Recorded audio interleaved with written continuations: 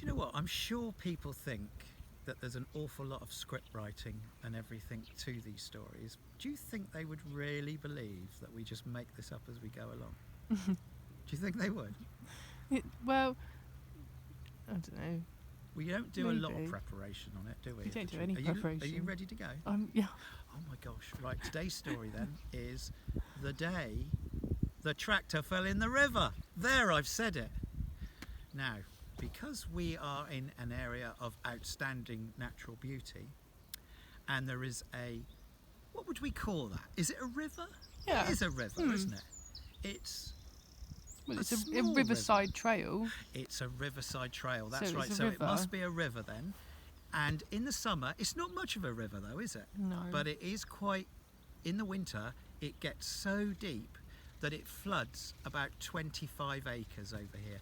And it's a nightmare because Purcell the mermaid, she has to go in B&B about Christmas time, doesn't she? Yes. Because it's a bit too cold for her. And basically, she can't swim because it's in all the fields, isn't it? So we lose about 25 acres in the winter. Anyway, because it's an area of outstanding natural beauty, and because the River Allen that runs through Honeybrook is such a clean and protected river, it's a chalk stream river, isn't it? I know that. And we've got trout and salmon. There's real salmon in there. Anyway, we've got all this lovely fish in here. The National Rivers Authority come and they electrify the water and it stuns the fish, and the fish float up, and then they count what the fish are and what sort of flavour of fish they are. So they do that every 3 or 4 months. So we have to ensure that we don't use any pesticides, we don't use any chemicals, we don't let Liam go paddling with his dirty feet. And what we have to do is we have to ensure that we look after that river, because if we did anything naughty to it, we would end up in prison. And I certainly don't want to go back to prison again. Do you want to go back to prison again? Certainly not. No. You go back to Larkhill with Jim Fenner again. Yeah. Well, you enjoyed that though, didn't you? Yeah. It was all right. So we have to be very careful with our river. So what I do is after hours, I go cutting the banks very close to the river. And what I do is when it gets to about 6 foot away from the river, I then get the strimmer out and strim the last 6 foot. Well, sometimes you get carried away and you think, I know what I can do. I can cut it with the tractor a little bit closer. And I got closer and closer and closer, and the bank gave way and the tractor fell in the river.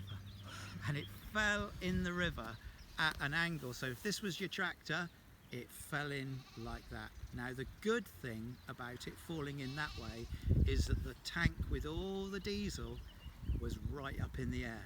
So we weren't going to pollute the river, thank goodness. So all the fish were happy. But what it meant was we had a tractor stuck in the river and we didn't know how to go and get it out. So we had to make an emergency phone call to our very good friends Les and Alvin. And Les and Alvin came in with 2 pieces of equipment, and we managed to lift it using our telehandler out of the river. And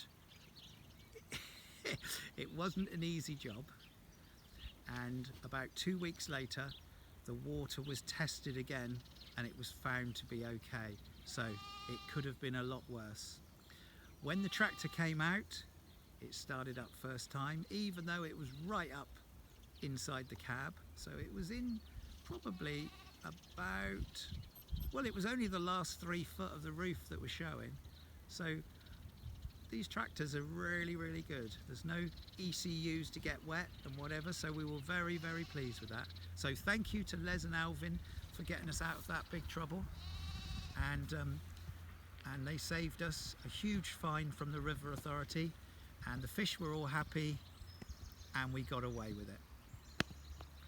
Next story coming up.